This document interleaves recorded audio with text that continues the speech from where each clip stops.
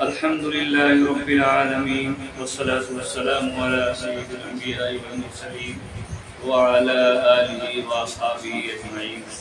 أما بعد فأعوذ بالله من الشيطان الرجيم. بسم الله الرحمن الرحيم. ولنذيقنهم من العذاب الأدنى دون العذاب الأكبر لعلهم يرجعون. صدق الله مولانا العظيم. محترم سامعین کرام، آپ حضرات کی خدمت میں چند منٹ کچھ فائدے کی باتیں جس سے ہمیں بھی نفع حاصل ہو اور آپ حضرات کے بھی نفع ہو. اللہ رب العزت نے سعادت اور شقاوت دو چیزیں ہیں، سعادت اور شقاوت دونوں کو اعمال سے وابستہ فرمایا ہے. جیسے اعمال ہم سے صادر ہوں گے ویسے اللہ رب العزت کی طرف سے رد عمل کا ظہور، ویسے نتائج مرتب ہوں گے. جیسے ہم اچھے اعمال کریں گے تو اس کے اچھے اثرات اور اچھے نتائج دنیا میں بھی ملیں گے اور آخرت میں بھی مرتب ہوں گے. اور اگر ہم برے عمل کریں گے، اچھے عمل نہیں کریں گے تو دنیا میں بھی رسوائی اور تکلیف اور پشیمانی ہوگی اور پریشانی ہوگی اور آخرت میں بھی خسران اور عذاب کا باعث ہوگی. آج ہمارے اندر یہ کوتاہیاں عام ہو گئی ہیں. ہم یہ سمجھتے ہیں کہ جزا اور بدلہ کا تعلق دنیا میں ہمارے اعمال سے نہیں ہے. یہ ہماری بھول ہے، یہ ہماری غفلت ہے. قرآن ہم کو بیدار کر رہا ہے، احادیث مبارکہ ہم کو بیدار کر رہی ہیں. اللہ رب العزت فرما رہے ہیں وَلَنُذِيقَنَّهُم مِّنَ الْعَذَابِ الْأَدْنَىٰ دُونَ الْعَذَابِ الْأَكْبَرِ. بڑے عذاب سے پہلے ہم ان کو چھوٹے عذاب کو چکھائیں گے. یعنی دنیا میں ہم ان کو مصیبتوں میں اور پریشانیوں میں بہت سے لوگوں کو مبتلا کریں گے. دون العذاب الاکبر، آخرت میں عذاب سے پہلے لعلہم یرجعون، تاکہ وہ لوٹ آئیں، اپنے راستے پر آ جائیں. آپ کو صحیح راستے پر لوٹانے کے لیے، ہم کو صحیح راستے پر لانے کے لیے اللہ رب العزت نے دنیا میں مصیبتیں اور پریشانیاں جو ہمارے اوپر بھیجی ہیں. قرآن کہہ رہا ہے ما اصابکم من مصیبت فبما کسبت ایدیکم ویعفو عن کثیر. جو کچھ تم پر پریشانیاں جو پہنچ رہی ہیں یہ تمہارے ہی کیے ہوئے، تمہارے ہی اعمال کی شامت ہے، تمہارے ہی اعمال کا نتیجہ ہے. اور قرآن کریم میں بار بار اللہ تعالیٰ ارشاد فرمایا ظہر الفساد فی البر والبحر، سمندر اور خشکی میں جو فساد پھیل رہا ہے بما کسبت ایدینا، یہ سب تمہارے کرتوتوں کی وجہ سے. چنانچہ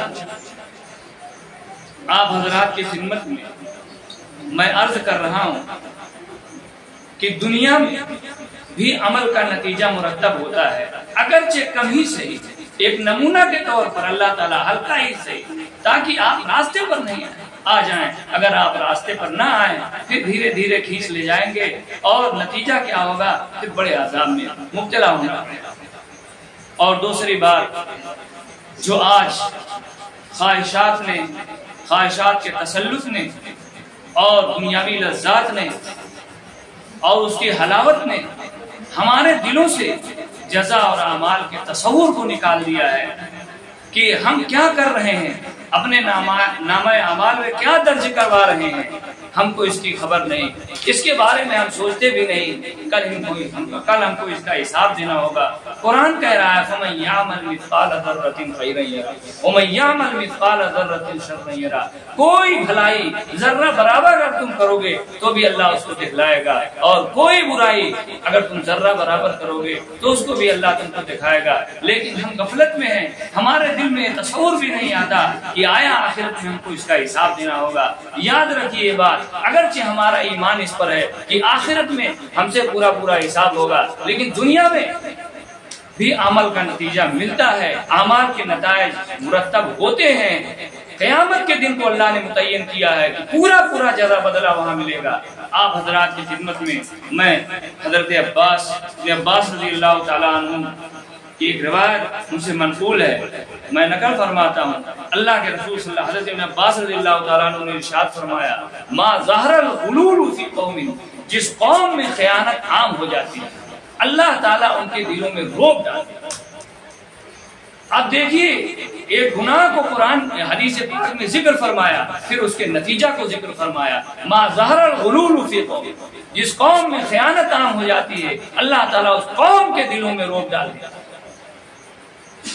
آج ہر طرف خوف و ہراس کا عالم ہے، امن و امان مفقود ہے، ہر آدمی خوف کے سائے میں اپنی زندگی گزار رہا ہے، جو کہ حضرت انس رضی اللہ تعالیٰ بن مالک رضی اللہ تعالیٰ عنہ جو رسول اللہ صلی اللہ علیہ وسلم کے خادم ہیں فرماتے ہیں، کلما خطبنا رسول اللہ صلی اللہ علیہ وسلم قال لا ایمان لمن لا امانۃ الا قال لا ایمان لمن لا امانۃ له ولا عہد لمن لا دین له، کہ آپ صلی اللہ علیہ وسلم نے کوئی بات ایسا فرمایا ہو بسا اوقات جس میں آپ نے ہم کو یہ نصیحت نہ فرمائی ہو، لا ایمان، اس شخص کا ایمان کامل نہیں ہے جس کے اندر امانت داری نہیں ہے، اور اس شخص کا دین کامل نہیں ہے جس کے اندر ایفائے عہد نہیں۔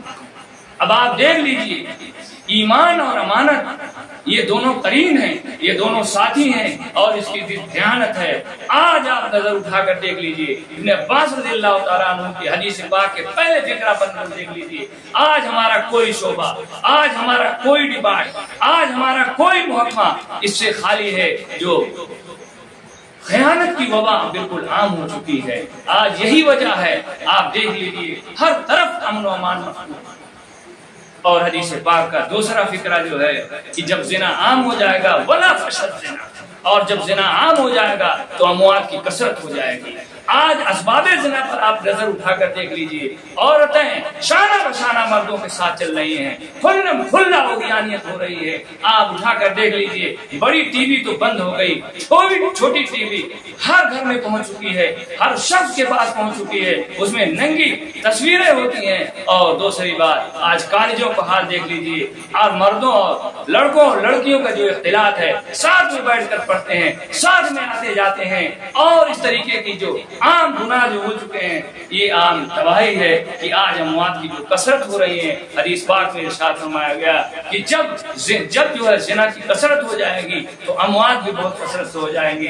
آپ دیکھ رہے ہیں آج کس قدر میں۔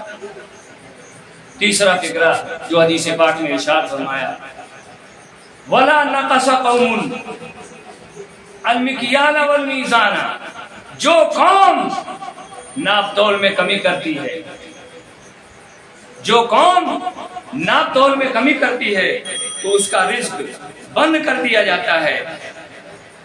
آج آپ دیکھ رہے ہیں، نظر اٹھا کر آپ دیکھ لیجئے، ہر طرف نوجوان پریشان ہیں، ان کو نوکریاں نہیں مل رہی ہیں۔ آپ دیکھ لیجئے، آج سب کچھ ہوتے ہوئے اس قدر گرانی ہے کہ لوگ بہت سے کتنے لوگ پریشان ہیں جو آج کوئی سامان خرید نہیں پا رہے ہیں، مشکل سے دو چار ہیں۔ آج وجہ کیا ہے؟ جو رزق کا دروازہ بند کر دیا گیا ہے، عمومی طور سے پوری دنیا میں ہاہاکار مچی ہوئی ہے۔ وجہ کیا ہے؟ وجہ یہی ہے میرے محترم دوستو، ہم لوگ یہی سمجھتے ہیں صرف ترازو میں کمی کرنا، ناپ تول کی کمی کا، صرف ناپ تول کا مطلب یہ کہ ترازو میں کمی کرنا یہ گناہ ہے۔ ایسا نہیں ہے۔ آپ کسی کو پیسہ دے رہے ہیں گن کر، وہ بھی اسی میں شمار کیا جائے گا۔ آپ نے کسی سے وقت لیا ہے کہ ہم 6 گھنٹے کی ملازمت کریں گے، ہم 5 گھنٹہ مزدوری کریں گے، آپ نے بھی اس میں اگر واک آؤٹ کیا یا ادھر ادھر آپ نے وقت گزاری کی تو یہ چوری ہے، یہ بددیانتی ہے۔ اسی وجہ سے آج ہر طرف برکت اٹھ گئی ہے۔ آج ہمارا کوئی ڈپارٹمنٹ سے خالی نہیں ہے۔ آپ اٹھا کر دیکھ لیجئے، ہر طرف تباہی تباہی ہے، روزی کے لیے لوگ پریشان ہیں۔ پہلے ایسا نہیں تھا، سادی زندگی تھی، سچائی کی زندگی تھی۔ اور چوتھا فقرہ جو حدیث پاک میں ارشاد فرمایا گیا کہ جب حق کے خلاف فیصلہ کیا جاتا ہے، ناحق فیصلہ کیا جاتا ہے، تو اس وقت خون ریزی عام ہو جاتی ہے۔ ایک تو یہ بات ہے قانونی غلط، ظالمانہ قانون جو بڑے لوگوں کے لیے اور لوگوں کے لیے صحیح کیا جاتا ہو، لیکن غریبوں کے لیے، مظلوموں کے، محتاجوں کے لیے، اسی طریقے سے ناداروں کے لیے دوسرے فیصلے کیے جاتے ہوں، یہ تو ظالمانہ قانون ہے۔ دوسرے یہ کہ قانون صحیح ہو، لیکن اس قانون کی کرسی پر جو بیٹھا ہوا ہے، جس کے ہاتھ میں قلم ہے، وہ اس میں رشوت لے کر یا قرابت داری کا صلہ لے کر یا اسی طریقے سے اور کوئی وسیلے کو لے کر اس میں گڑبڑی کر رہا ہو، تو اس وقت میرے محترم بزرگوں اور دوستوں، آپ اللہ کے رسول نے جو فرمایا اس وقت خون ریزی عام ہو۔ آپ ذرا اٹھا کر نظر دیکھ لیجئے کیسے کیسے فیصلے ہو رہے ہیں، کس قدر حقوق کی پامالی ہو رہی ہے۔ تو آج ہمارے اوپر جو تباہی ہے یہ ہمارے کرتوتوں کا نتیجہ ہے۔ پانچویں بات جو ہے، اللہ کے رسول صلی اللہ علیہ وسلم نے فرمایا سلط علیہم العدل، جب آدمی ایفائے عہد کرے، جب آدمی عہد شکنی کرے گا، چاہے وہ غیر مسلموں سے کوئی وعدہ کرے، چاہے مسلمانوں سے کوئی وعدہ کرے یا کسی سے کوئی وعدہ کرے، اگر اس میں عہد شکنی کر رہا ہوگا اور وعدہ کو توڑ رہا ہوگا تو اللہ رب العزت اس پہ دشمنوں کو مسلط کر دیں گے۔ سلط علیہم العدو، ہر جگہ دشمن مسلط ہوگا۔ آج آپ اٹھا کر دیکھ لیجئے ہماری بدعہدی کا نتیجہ ہے کہ جس طرح چاہا جا رہا ہے ہم کو چپیٹ میں لیا جا رہا ہے۔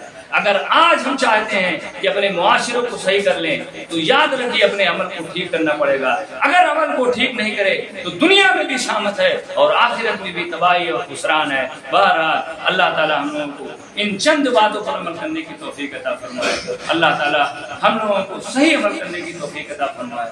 آمین۔ وآخر دعوانا ان الحمد للہ رب العالمین۔